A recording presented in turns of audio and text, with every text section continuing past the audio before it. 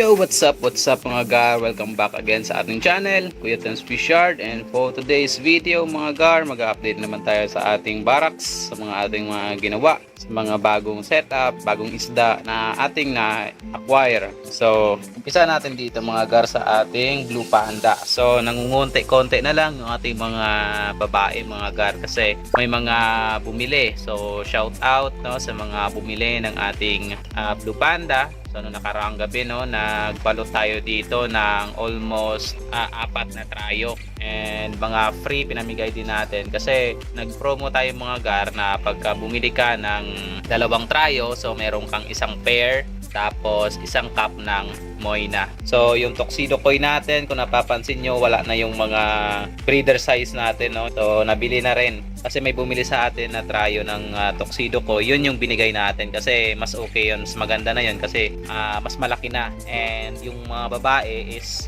hindi nila kapatid. So ito yung mga natira natin na Tuxedo Koi, mas marami kasi yung lalaki natin. So mas marami yung natira. So available yan. Pwede nating ibigay ng mura yan. Pero kaso yun lang, isang trayo na lang atang available natin dito kasi konti yung mga babae natin na Tuxedo Koi. And nag-stop tayo ng breeding ng ating Tuxedo Koi kasi magpapalit tayo ng mga strain. So papalitan ko yung aking Tuxedo Koi ng ating Tuxedo Koi short body. So meron tayong Tuxedo Koi short body na nabili, so napunit yung kanyang buntot. So gusto natin to sana dagdagan. Idadagdag sana ako ng Tuxedo Koi short body pa para mabilis yung kanilang breeding kasi wala pa ako nagkita na malalapit, no? Kasi ako pag bumibili ako ng isda, gusto ko yung malalapit lang na kaya siya ng same day delivery, tapos hindi tayo na masyadong lugi sa shipping fee kasi mostly sa mga nagbebenta is malalayo, no? Laguna, Cavite, nalulugi tayo sa shipping fee kasi konti lang naman kailangan natin. So kung marami sana yung kailangan natin,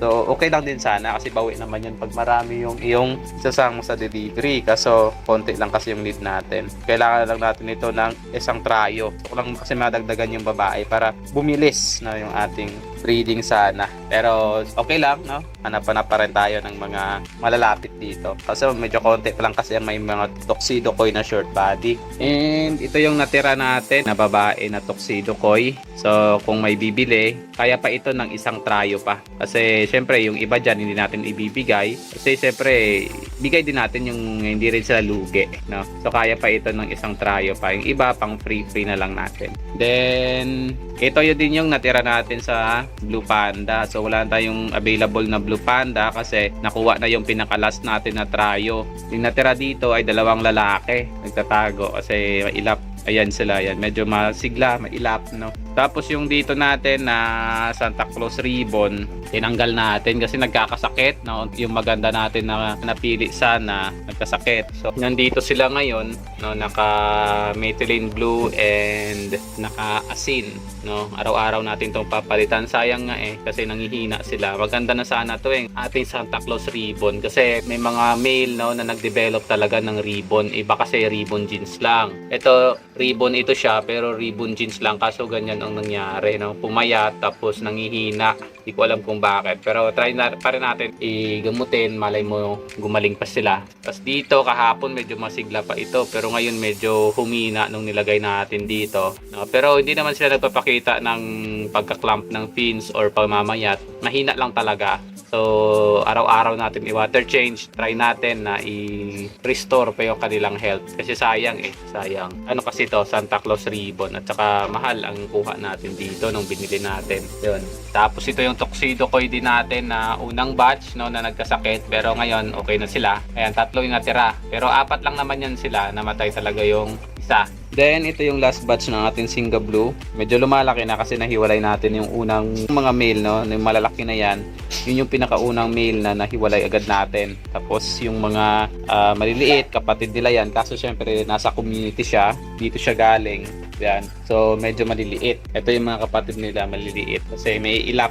Tago ng tago. Medyo nabansot na nga Pero pagka hiniwalay natin, no, sineperate natin ng lagayan, nakakabawi. So slow moving lang yung paglaki. Then ito yung ating sariling produce na Pidert Koi.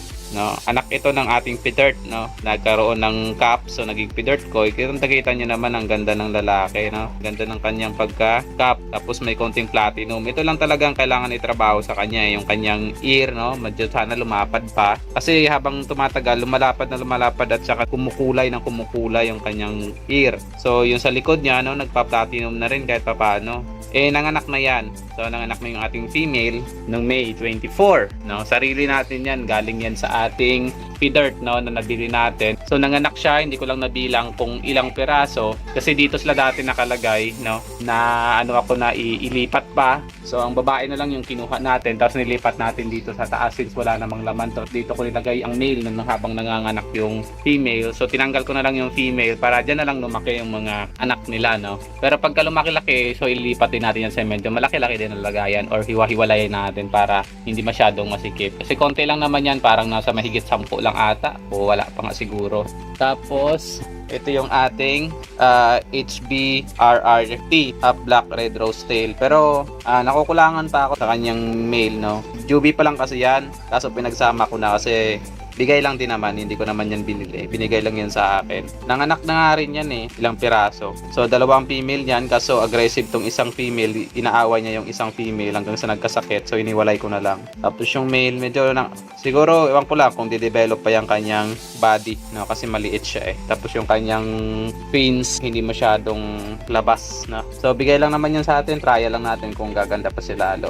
Tapos, yung iba dito, mga bakante. Kasi, pinamigay natin yung mga strain, no, na hindi natin i-continue, na binigay lang din sa akin, no. Pina-adapt ko na lang, no, kasi para pagka makakuha tayo ng mas magandang pwesto, makalipat tayo ng bahay, sa kanya lang tayo kukuha or hihingi na rin tayo kasi binigay lang din natin yan. Ito yung Tuxedo Koi natin, no. Last batch ito ng Tuxedo Koi. Bago na tayo nag-stop ng breeding, nakapag-produce pa tayo ng Tuxedo Koi. Ayan. Hindi ko alam kung ano gaganda yung tubo nito. Pero ayan, 5 peraso na lang sila. Kasi pinilian natin. Yung mga nakikitaan natin ng pangit na kaagad, bata pa lang, no? Pinakain na natin doon sa ating nag-aabang parati na finisher, no? Si Tok Tok. Nag-aabang yan parati kung meron ako itatapon sa kanya na isda. Tapos pag tinapon sa kanya, ayun, tuwa na siya, habulin niya na yun ang hahabulin. Tapos ito rin yung binigay sa atin ng Dambu Ear Mosaic. Actually, binibigay na natin to, no? Pinapa-adapt na rin natin kasi hindi talaga kaya yung marami, no? Maraming strain, hindi kaya sa gantong kaliit na area lang. So, focus tayo sa konti, no? And focus din tayo sa mga gusto nating strain. Ayan, ito yung Dambu Ear Mosaic. So, ibibigay natin to. Kaso, nung Friday pa dapat to kukunin. Kaso, hindi pa nag-message yung kukuha. Tropa lang din natin, taga dito lang din Pasig. So, update ko siya mamaya at babalutin. Bibigay ko sa kanya. Siya nang bahala. Kasi malapit na mga anak yan Tapos, ito yung anak ng ating ano nga tong strain na ito, Dark Knight. Namatay kasi yon yung dalawang female, tapos nilipat natin sa community tank yung male, namatay din. So ito yung kanyang huling fry. Ito pala yung kanyang fry lang. Ito lang talaga. So for 5, tapos may maliit dun sa dulo kaso mahina, no, nabubuli yung kung nangyari din sa kanya. Matagal na yan ganyan para hindi na mamatay. So ito lang, 5 lang yung medyo malakas-lakas dyan. Tanggalin ko na nga yan, baka makahawa pa yan. Tapos dito, hindi ko alam kung anong fry yung nandito, basta nilagay ko lang. Kasi kung hindi naman na maganda ang tubo nito, ilalagay lang din natin yan sa mga community tank natin. Kasi may community tank tayo na nandun yung mga hindi na natin ginagamit, yung mga luma nating breeder, nandun yung mga calls, no. Kaso yun, sobrang dami nila dun sa baba. Display na lang. Tapos ito yung ating pinakaunang batch, no, ng ating Albino Waikiki. Yan, Albino Yellow King Cobra. Ito yung bagong strain natin na gusto natin. Ito yung ipalit natin dun sa mga una natin mga strains. Siyam yan sila pero ewan ko kung kumpleto pa sila dyan kasi hindi ko naman masyadong ginagalaw masyado kasi siyempre baka may stress. So legit na albino talaga kasi pagkapanganak nila white na white, tapos yung kanilang mata kitang-kita naman pulang pula, no. So yan ang ating albino YTC. Kaso problema nito is nung nanganak yung babae, pinawalay ko yung lalaki. Tapos after ilang days nung binalik ko yung lalaki, so hindi ko na inacclimate, dinerecho ko na lang ng tapon sa tank. Ang problema, namatay.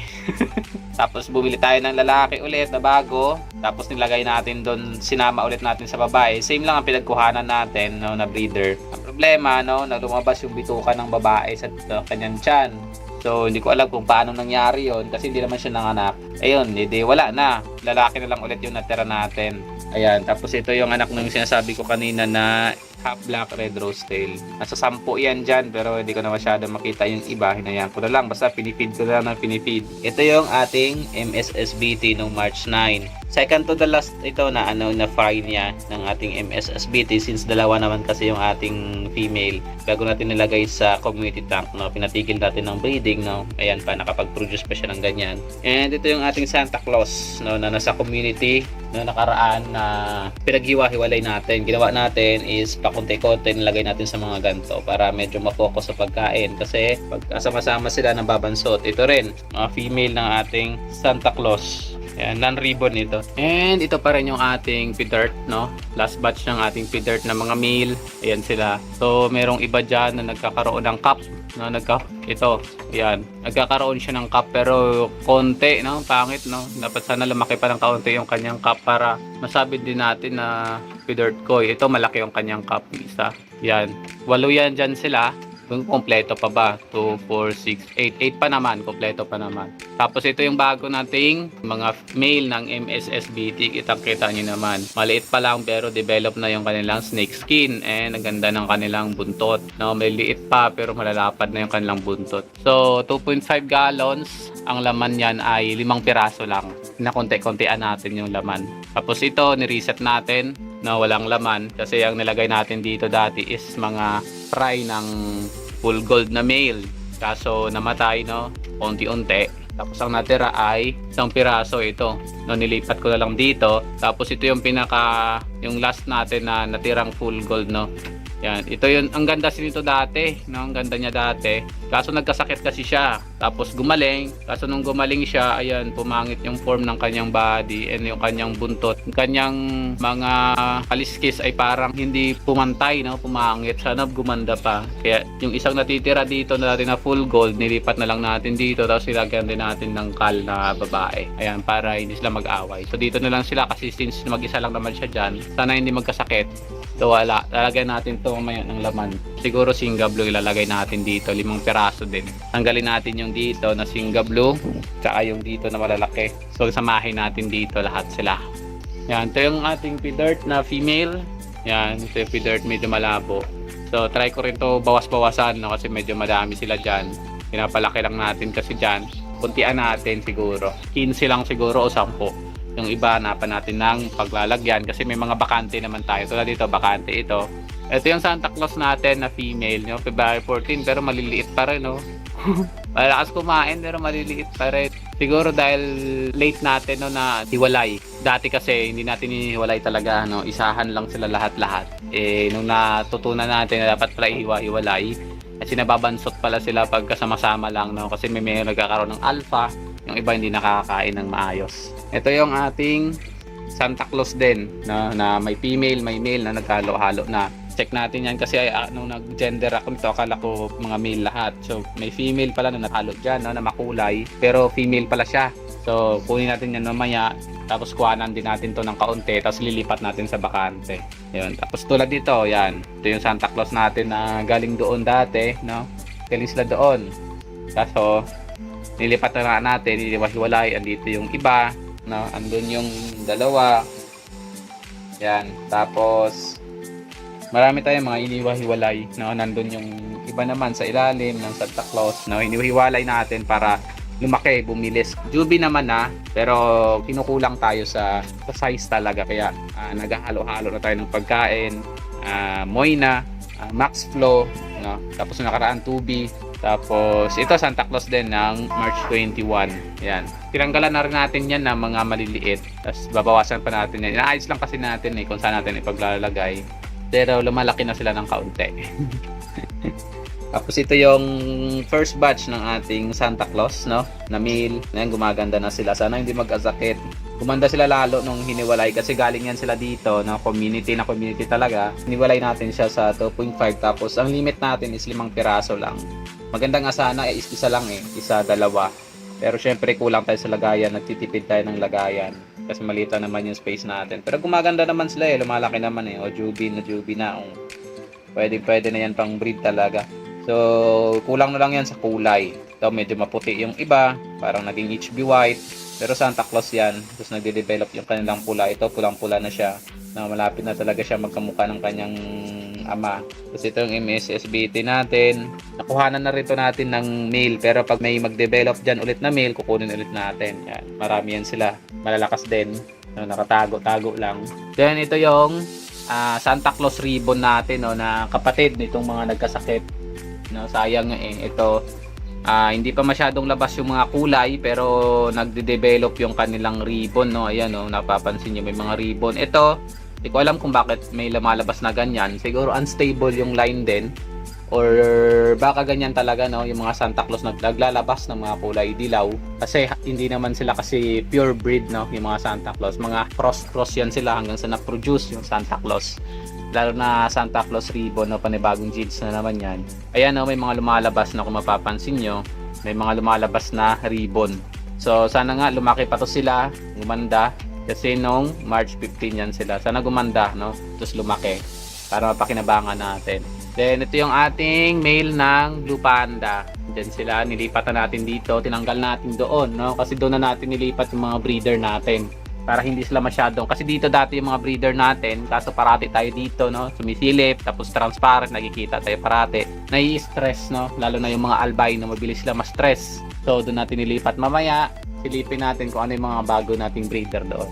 Ito yung Blue Panda natin. So titigil na tayo sa pagbe-breed ng Blue Panda, although maganda sana talaga ang Blue Panda, no, kasi mabilis sila dumami, matibay sila sa sakit talaga, matibay, hindi nagkakasakit. Sa lahat ng mga isda ko dito, Blue Panda, hanggang sa ganito na sila lumaki na sila, no? Kasi hindi naman talaga lumalaki ng malaki talaga ang Blue Panda. Ganyan lang talaga yung male nila. Yan na yan. I-enhance na lang yung kulay talaga niyan kasi mga ano ito na Blue Panda, mga dwarf Blue Panda ito. So yung mga male nila, ganyan na lang talaga yan. Kumbaga, kukulay na lang yan ng kukulay, i-enhance lang na i-enhance ang kulay. Lalaki siguro ng kaunti, pero yan na yan. Hindi na yan sila tulad ng iba talaga na lumalaki talaga. Yung female lang nila yung medyo lumalaki, yung medyo bumidilog yung katawan, ganun. Yan na yan. So ito dito natin sila nilagay. So hindi sila agad-agad nai-stress. Kumbaga napakatibay talaga. Ilang beses ko na ito nilipat-lipat, no. Galing sila doon, nilagay ko dito, tapos binalik ko doon, tapos nilagay ko dito, no, wala kang mapapansin. Kaya maganda yung strain na to, matibay. Tapos ito, bakante ito. Lalagyan natin siguro ito ng Santa Claus na mga malalaking babae na. Ito lagyan natin kahit 10. Tapos dito, ito yung kapatid nito, no? Kapatid ng iba dito pala kasi halo-halo na to eh. Dalawang batch ito hinalo ko na lang kasi same na laman na yung kanilang laki para makastipid tayo sa lagayan. Tapos yung mga makukulay na dyan, ito yung pinaka first batch ng kapatid nila na Blue Panda na female. Tingnan mo, maliliit lang talaga sila. Kaso mga ano nga to, mga tira. Kasi ang mas malalaki, yun yung una natin binigay syempre sa mga bumili. So ina-acclimate lang natin kasi kinuha natin to siya sa dulo doon. Kakalagay lang natin dito. So ina-acclimate muna natin. Kasi baka mamaya mamatay na naman dahil hindi natin acclimate. Tapos ito yung Santa Claus din. Actually Santa Claus yan lahat ito. Hanggang doon sa taas, no? Isang hilera simula sa taas hanggang dito sa baba, Santa Claus. Yeah. Ito, 4 yan sa dito. Kaso yung kasama nila P-Dirt, no? Kaso na ano yung P-Dirt nagkasakit. Kaya tinanggal ko na bago pa makahawa. Kasi ito parang yun, no, nagkaklamp din yung kanyang fins. Kaya hindi rin natin ito madagdagan. Gagawin ko sana itong 5 din sila dito. Kaso hindi natin madagdagan dahil nagkasakit kasi yung P-Dirt dito. So, continuous water change muna natin to hanggang sa ilang araw na pag hindi sila nagkasakit. Kasi ito nagka-clamp na, oh. Bago natin dagdagan kasi baka idagdag natin, no, magkakasakit. Tapos ito yung Santa Claus din natin, no. Kaso madilaw siya na klase ng Santa Claus. No, galing yan doon, no, yung mga kapatid nito na Santa Claus. Ito sila.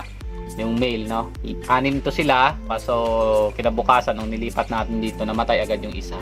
So wala problema, okay lang yun, madami naman tayong Santa Claus. Ito sana gumanda yung kanilang kulay, no. Meron dito iba, kakaiba yung kanyang mata, no, parang yung mata niya may mga dots. Hindi ko alam kung sakit ba yan or ano. Tapos dito pa rin yung ating P-Dirt, no, nakalagay pa rin dito. Actually ayoko na nga mag-breed ng P-Dirt eh, kaso sige, lagay lang natin dyan. Kung mabubuhay man sila dyan o hindi. Hanggat wala pa tayong ipapalit, no, lagay lang muna natin dito yung P-Dirt. Kasi yung dalawang babae ng P-Dirt dito namatay ang isa. Yung isa kumuba. Pagka kumukuba na kasi, kinukuha na agad natin, nire-reject natin yan. and pinakain natin doon sa ating flower horn. So tatlo na lang yan dyan, tapos may isang fry na lumaki na. Yung male hindi ko nakikita kung saan na yun, kasi namatay din yung maganda nating male, tapos yung extra natin na male, siya na lang yung nilagay natin dito para may kasama ring male itong tatlong feeder na ito. Kasi hindi niya naman yan kapatid. Ang dalawa dyan ay binigay pares doon sa namatay na male. Hindi ko lang nakikita yung male kung saan na, kung buhay pa ba. Sana buhay pa siya. Kung hindi, wala na talaga. Kasi yun na yung last natin na feathered. Ayaw ko na rin nga mag-breed ng feathered eh. Tapos ito pa rin yung ating mga full gold, no? Dami pa rin. So gusto ko nga sana iwa-hiwala ito. Hanapan ko ng mapaglalagyan, no? Babawasan ko na maging 15 na lang ang laman ng kada ganto. Yeah, so hindi ko alam kasi nagkakasakit to eh. Nagkakasakit kasi yung iba nila. So pag may sakit, no, tinatanggal ka agad. Kasi madami naman eh. Hindi tayo nanghihinayang na mamatayan ng full gold kasi madami sila. So siguro nga, kaya nga siguro namamatay dahil sa sobrang dami. No, kaya inahanapan natin ito ng malilipatan. Marami pa naman bakante. No, pag naayos natin lahat, bawasan ko to. No, ng kahit sa 10 siguro baka dito para kumonte, bumilis yung paglaki kasi nag-aagawan eh. Kaya pag dito banda nagpa-power feeding tayo, no. Tapos constant water change, halos every 2 days nag-water change tayo dito para hindi magkasakit. Kasi nung mga una natin ilagay dito nagkasakit talaga. Tapos andyan pa rin yung mga beta natin, no. Lilinisin natin yan maya-maya. Di pa nga ako nagpapakain ngayong umaga eh. Nag-video muna tayo. Tapos ito pa rin yung ating full gold, no, kapatid ng mga nandun. Ito yung full gold natin na lalaki. Ayan. Constant water change din to kasi mabilis lumabo yung tubig, and nung una nating nilipat sila dito nang hina talaga sila. Bali ano yan sila, 16, kaso tinanggal natin yung dalawa, no? Tinapon natin kasi nagkasakit, na tinamad akong gamutin, tinapon ko na lang. So 14 yan sila dyan, and may kasama lang silang isang kal, no? Hindi ko na tinanggal yung kal dyan, na pinang-testing ko kung okay ba yung tubig. Ayan. So far medyo okay naman na sila. Ayan, medyo mahina lang ng kaunti. Pero constant water change lang. Nung nakaraan may mga nagwiwiggle. Pero nung inaraw-araw natin ang pagpapalit ng tubig, medyo umokay na sila. Hindi mo na mapapansin na yung mga nagwiwiggle, no? Tapos ito rin, ano din to, full gold din, oh. Ayan, sobrang dami natin ng full gold. Dalawa lang yung breeder natin ng full gold, pero halos every month nagda-drop. Tapos sobrang dami na mag-drop kasi napakalaki ng female natin na full gold. Kaso namatay na yun sila.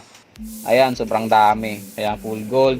Tapos ito full gold din. Ayan, mapapansin nyo puro full gold yan lahat. Tapos nandito yung female natin, no, na albino waikisi na nagkaroon ng sakit, no, namabas yung kanyang bituka. Tapos ito may fry ng kal. Ilagay natin dito yung green Moscow natin, tapos ilagay natin ng kal na female. Tapos kaso yung kal ng anak din, tapos nilagay natin dyan. Andyan lang yung balat na dyan, mga fry na dyan. Tapos nandito pa rin yung ating dalawang alien green at saka mahatchay blue. So sobrang lumot na kanilang tank, hindi ko rin masyadong na si kaso. So dito pa rin yung ating mga beta na naka-jar. Medyo lumaki-laki na sila dahil na-jar natin na ng isa-isa. Kaso dito marami pa rin yan dito. Binibenta ko nga ito eh, no? Sobrang mura na, buy one take one pa nga eh. Ano, pagka na-jar ito, gaganda pa ito eh, no? Bicolor, no? Merong ibang, yan, magkakapatid yan lahat eh. Ayan, no? Bicolor. Dito walang laman. No? Dito natin nilagay yung ating silver belly na koi, kaso nagkasakit, no? Kaya kagabi tinanggal natin sila. Nilagay muna natin dito, no? Yan sila, oh, sana mabuhay. Tapos ni-reset ko to, no? Binalitan ko ng tubig, ginugasan, no? Nilinis. Saka isa-cycle natin para malagyan natin ng bago. Kasi parang nagkasakit na eh. Hindi na ata yun ma-reglo pa yung ano na yun, silver belly na yun. Parang pumangit talaga siya. So lalagay natin to ng bago. Walang ko ano pang ilalagay ko dito. Kasi ito yung ating albino waikisi. Bumili tayo ng 3 babae, saka 1 lalaki. Tapos plus yung dati nating lalaki. Kasi magkaiba ng kulay. Yung sa una natin pinagbilhan, ang kanyang albino waikisi ay parang orange yung kanyang buntot. Ito naman may pagka-green, na. Pero dahil ito kasi adult na kasi yan.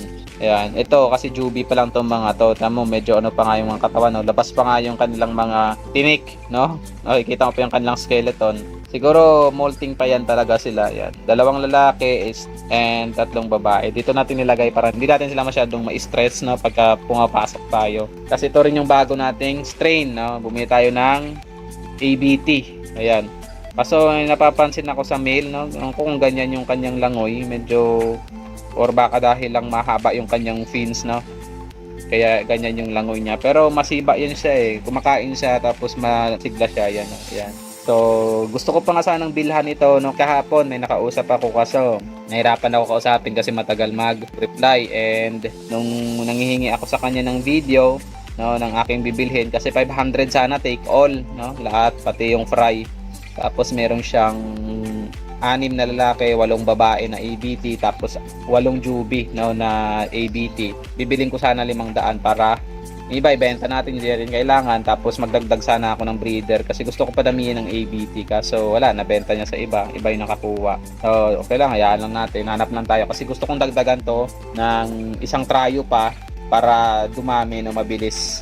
Tapos ito, dito natin kinuha yung Blue Panda na first batch natin, no? I-reset natin to. Tanggalin natin yung lahat, no? Tapos palitan natin, tapos lalagyan natin ng bagong breeder kung ano yung maisip natin. Kasi ito yung gusto natin i-continue, no? Albino Blue Topaz, tapos Albino Waikisi, no? Tsaka itong ating RDSS. Hindi ko alam kung kita yung RDSS natin dito. Nagtatago eh. Pero mayroon tayo dito 5 piraso, 3 babae, 2 lalaki. Ayan sila. Ayan. So magkaibang breeder na kinuhanan natin para hindi siya ma-degrade. No? Ayan, ganda ng kulay. Kahit babae, makulay. Ayan. So ito, pagka nanganak ng umpisa, malamang bibilis talaga to kasi marami. 3 babae kasi. Ayan, isa yan din yan sa mga ipapalit natin ng mga strain. RDSS, ABT at saka Albino Waikisi. 3 pa lang, no? 3. Pang-4 itong ating Toxcoy short body. Pang-4 yan na strain na gusto natin i-continue. Full gold, nag-iisip ako kung i-continue ko ba ang full gold or ipapaubos ko or magpapalit ako ng breeder. Kasi sobrang dami ng full gold ko. Ayan din oh, full gold din yan. Last batch ng full gold. Ayan. Ganyan kadami yung full gold natin mga gar. Tapos dito sa ilalim, ito MSSBT ito na fry. Kinuha natin dito kagabi yung mga develop na talaga na lalaki. Iniwalay na natin. Tapos ito MSSBT din yan. Ayan, no, April 25. Yan. Ito March 30. So inihiwalay na rin natin para lumaki na rin sila ng mabilis. No? Yan. Tapos iyon. Ito Santa Claus din yan dyan. Mga Santa Claus na yung mga nabansot dahil natalo no, ng mga malalaki. Hindi natin nilagay. Tapos ito Santa Claus din ito. Yan. So iniwalay natin yung mga maliliit para hindi sila maagawan ng maagawan kasi pagka maliliit kasi naaagawan ng malalaki mas lalo sila tuloy lumiliit. Yan lang yung mga ano natin. Tapos dito beta, ayan mga beta, ayan beta din. Sobrang dami nating isda mga gar. Pero pag na-out natin to no, pag lumaki tapos na-out natin, magbabawas talaga tayo. Tapos yun nga, yung ngayon sinabi ko, ito lang yung mga i-continue natin no, ng mga bagong strain. Yan, tapos yung RDSS doon. Tapos itong ating Tuxedo Koi short body. Kasi yung ating Green Moscow, no, pinang-free natin. Hindi ko trip yung Green Moscow. Binigay ko sa ano, kasi magbabawas na ako ng strain. Kung magdadagdag naman ako na magdadagdag, paano yun mababawasan? Kaya pinang-free ko na lang. So, hanggang dito na lang mga gar yung ating video. At magpapakain muna ako kasi nung oras na. At hanggang sa muli mga gar, Kuya Tens Fish Yard, fish out. Uy, magbabay ka.